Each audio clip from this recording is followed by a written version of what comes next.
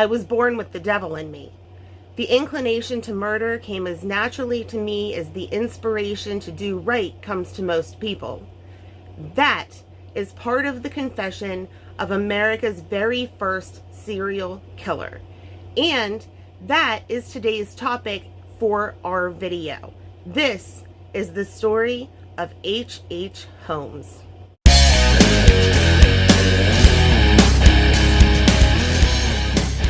Hey guys, what's up? It's me, Kira. Welcome back to another ghost stories or haunted history and makeup. Today's topic is going to be H.H. Holmes, and it's most likely going to be my very first multi-part video. At any rate, make sure that you click the subscribe button or the like button so that you don't miss out on future episodes. So Herman Webster Mudgett was born in New Hampshire on May 16th, 1861. It was a pretty widely held rumor that he grew up with an incredibly abusive father and a religiously militant mother. Herman was very interested in science, but he had a darkness in him that would outshine any kind of intelligence that he ended up developing over the course of his life. At a young age, through his love of science, Herman Webster Mudgett developed an interest in skeletons and then an obsession with death. That obsession with death ended up leading Herman to experiment on animals, both testing them and dissecting them, and then ultimately playing with their skeletons. Like, that's not a big fat red flag for an upcoming serial killer, right?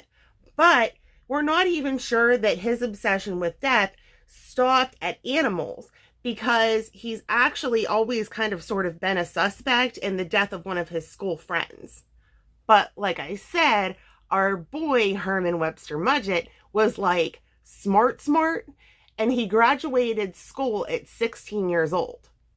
Now, in 1878, Herman pulled genius types of moves. Maybe he was like the first money-grubbing hope. Anyway, he decided that he wanted to go to medical school.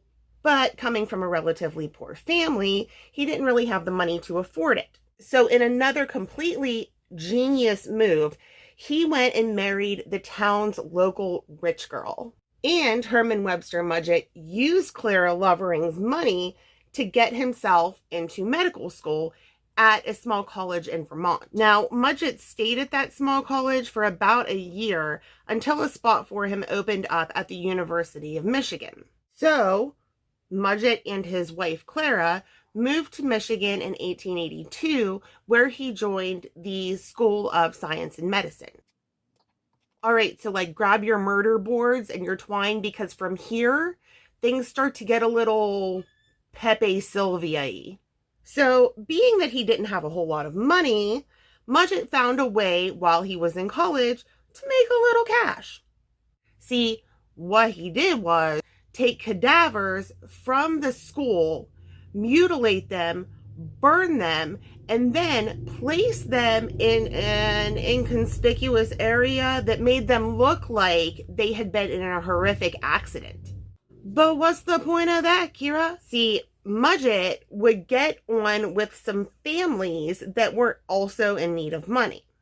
He would convince those families to let him take out an insurance claim on them, making him the beneficiary. Then the family would conveniently disappear. A body that was supposed to be theirs would show up, and Herman would collect the money for the insurance claim. Then, with nobody being the wiser, he would take half of that money and give it to the family of the victim. Now, this insurance scam would be something that Mudgett perpetrated throughout his entire career. And maybe if he had just stopped at insurance scam, he might not be so evil, but he didn't, and he is. And you know, on top of the insurance scams, he wasn't exactly a good husband, because his roommates were often telling people that they witnessed him being abusive toward Clara. I guess like father and mother, like son. We can break the cycle here, people. Anywho, due to the abuse, Clara did end up returning to New Hampshire. Then, after graduating from the University of Michigan in 1884, Mudgett returned to the Northeast. I think things got a little out of control here. Looked like a Marx brother.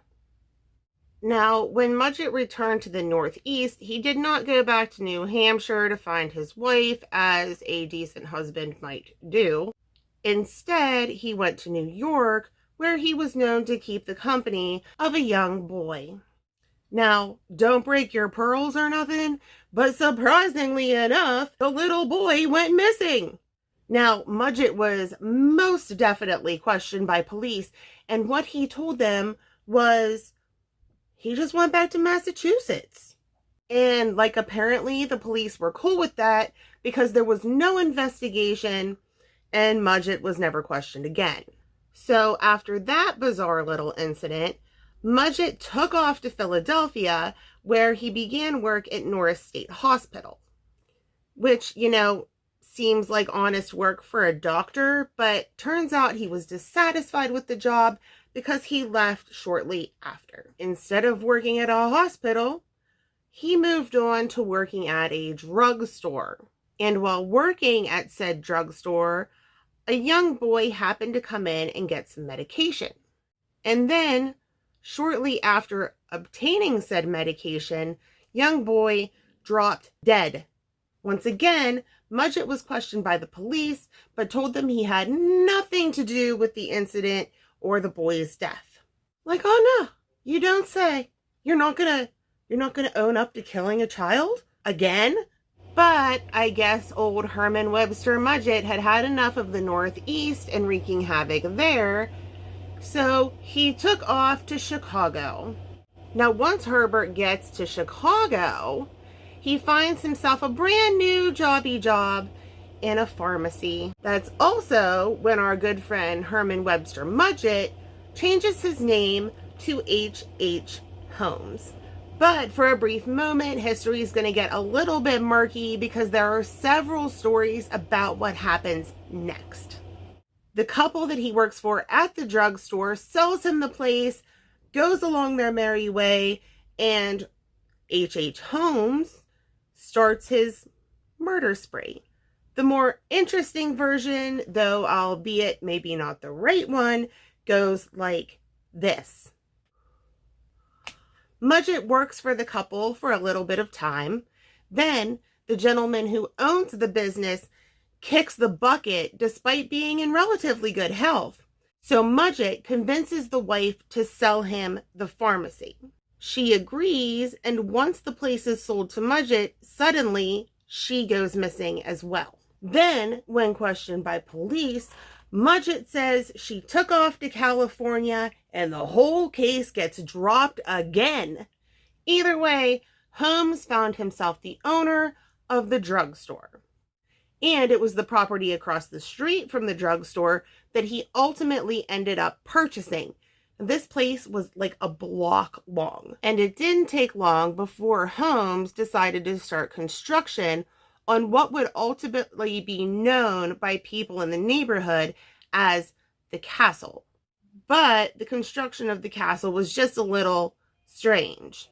See, Holmes would routinely hire and fire contractors because he didn't want anybody except for him to know the true layout of the hotel. And in just a short period of time, the place became a 3-story hotel, and I use that term loosely because the hotel part was never actually finished. But, ready or not, in 1891, Holmes began placing ads in newspapers advertising staff and lodging for his new venture. Weirdly, he was specifically seeking out young women who could work there. Okay, well, maybe not weirdly, because he was a total bigamist, and we're going to talk about that later.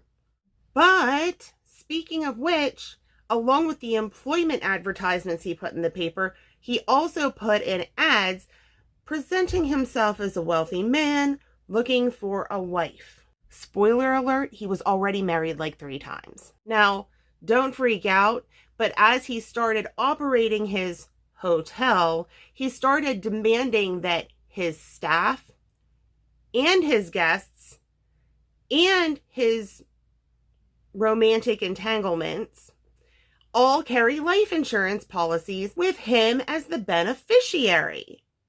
Sometimes I long for a simpler time, and then I'm like, I'd probably be dead if I was that naive. The hotel, soon to be known as the Murder Castle, would have our friend H.H. Holmes one busy boy. And that's what I have for you on today's part of the H.H. Holmes saga. Tune in next time where we're going to talk more about the murders that actually occurred inside the castle, because that gets tricky. Give me just a minute. I'm going to throw on some lashes and I'll be right back with your final look. All right, unicorns, I'm back and this is your final look. Do you like it? I'm loving it. Anyway, guys, thanks for hanging out with me today. I hope that you had fun. I hope that you'll come back next time for part 2. I hope that you'll hit subscribe, that you'll hit like, and don't forget to always love yourselves, always be a unicorn, and I'll see you next time. Bye!